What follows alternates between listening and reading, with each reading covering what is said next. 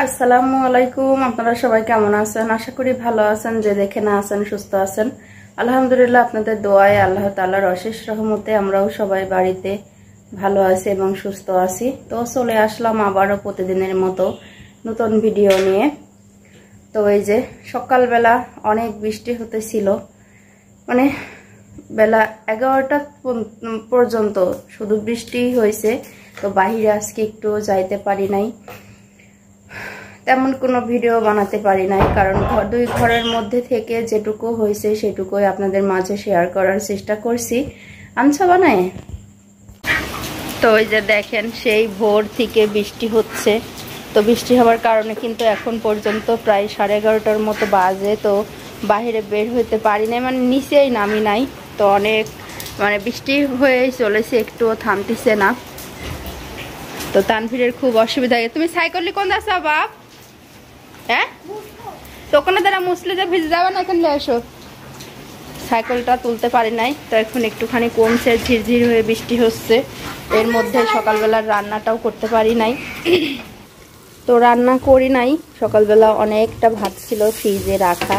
তো সেটাই হলো, ভাজি করে দিয়েছিলাম। তো সেটা খেয়ে সকালবেলার খাবার হালকা পাতলা হলেই হয়ে যায়। তো এখন এই যে দুপুরের রান্নাটা চড়াইছি, সেখানে হলো করলা ভাজি। তো ভাজিটা প্রায় হয়েই গেছে, লাল লাল করে করলা ভাজি করে ফেলছি, মানে করতেছি আর কি।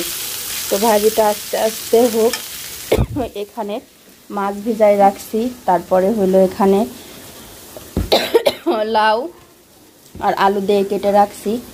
তো একটু পরে রান্না করলেও সমস্যা নাই, কারণ মশলাটা বের করতে মনে ছিল না, এইমাত্র বের করছি, বরফ হয়ে আছে। তো এটা ছাড়বে, তারপরে হলো তরকারিটা রান্না করব। আগে ভাজিটা চাপাইছি, কারণ আপনাদের ভাইয়াও হলো ভাত ভাজা খায় না, এই জন্য। তো তার জন্য আগে ভাজি, আর ভাতটা তো রাইস কুকারে চাপাই দিছি অনেকক্ষণ আগে। ভাতটা প্রায় হয়েই গেছে। তো এই যে ভাতটা এখানে চাপাই দিছি। এই যে বাইরে আপনার ভাইয়ের হলো গাড়ির হর্ন শুনলাম, তানভীর ছুটে চলে গেছে। মনে হচ্ছে আপনাদের ভাইও চলে আসছে। তো এদিকে রান্নাটাও হয়ে গেছে, ভাজি প্রায় হয়েই গেছে, আর হালকা একটু হলে হয়ে যাবে। তো ওর খাবার মতো হয়ে গেছে। এই যে চলে আসছে, ওরটা পোড়াই খাবে ছায়ামণি। তো এই যে ছোটটা, ওর হলো কাল থেকে মন গেছে ছোটটাই ও পোড়াই খাবে, কারণ ছোটগুলো দেখতে কিন্তু অনেক সুন্দর কিউট, বড়গুলো একা খাইতেও পারবে না। তো এখন আবার সে ভুট্টাটা পোড়াবে। বোটের মধ্যে ভাবে ঢুকাই দিবা।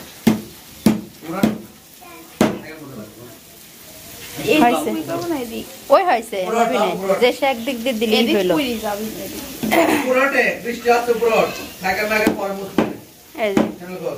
বাপার ছেলের হলো এখানে যুদ্ধ হচ্ছে, দেখেন। এই যে রাগারাগি শুরু হয়ে গেছে। হ্যালো লারবে আর ও ক্লারা মানে জমে ক্লারা। আরে আল্লাহ, ছাতির দিকে গাড়ি ঢেকে রাখছে। হ্যাঁ, ছাতের নিচে সব গাড়ি ধুয়ে দিয়েছে।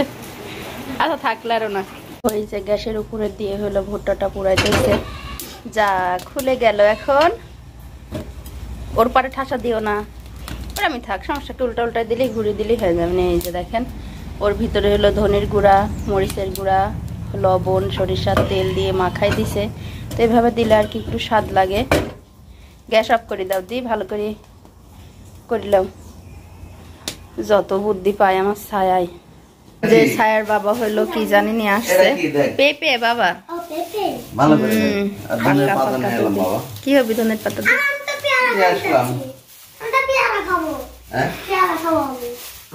পেয়ারা মাখা খাবি? বৃষ্টির দিনে পেয়ারা খাতি হয় না। ধনে পাতা থাও, বাড়ি করো পেঁপেটা। পাতা পেঁপে এরই কাঁচা নাকি? দুইটাই পাকা।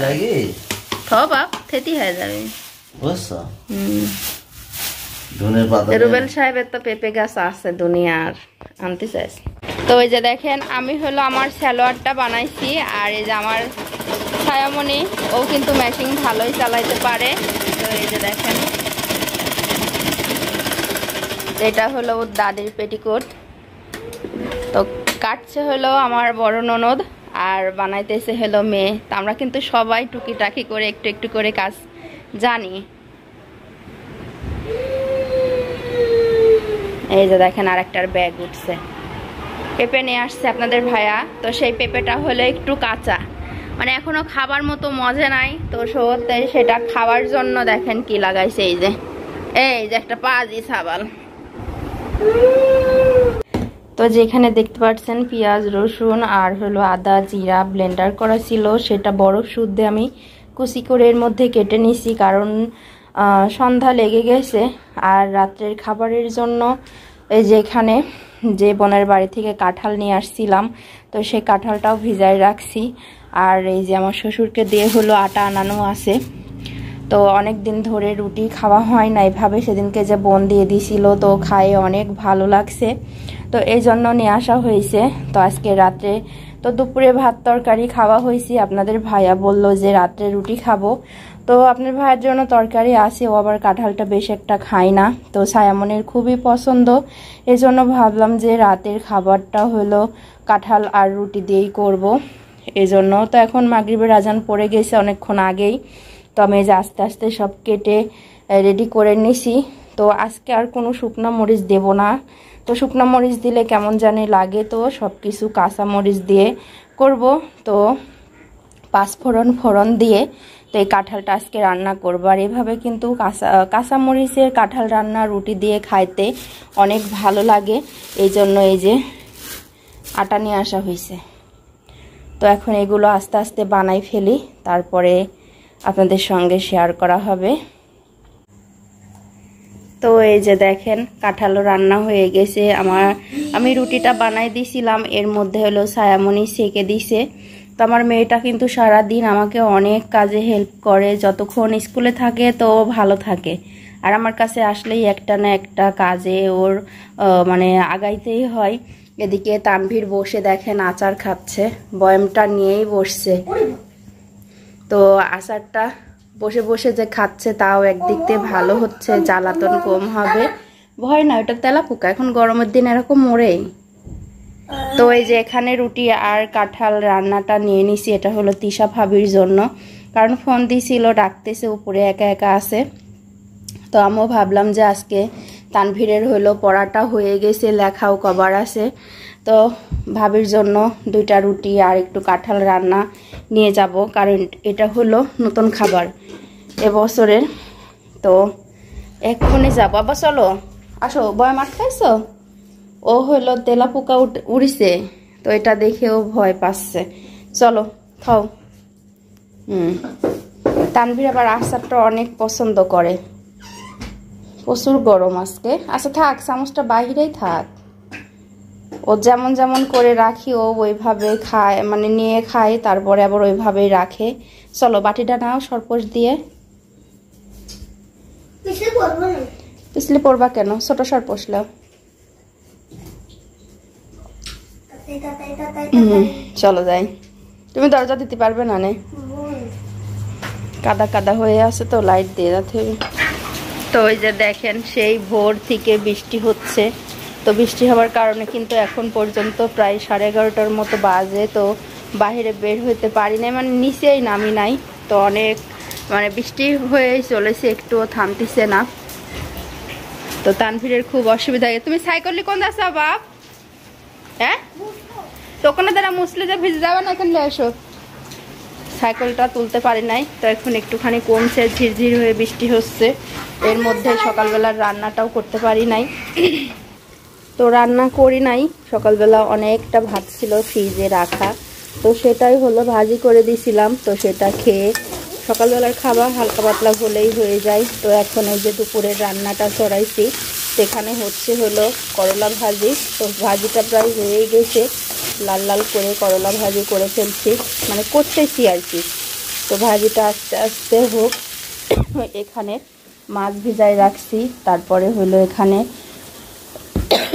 লাউ আর আলু দিয়ে কেটে রাখছি। তো একটু পরে রান্না করলেও সমস্যা নাই, কারণ মশলাটা বের করতে মনে ছিল না, এইমাত্র বের করছি, বরফ হয়ে আছে। তো এটা ছাড়বে, তারপরে হলো তরকারিটা রান্না করব। আগে ভাজিটা চাপাইছি, কারণ আপনাদের ভাইয়াও হলো ভাত মানে ভাত ভাজা খায় না, এই জন্য।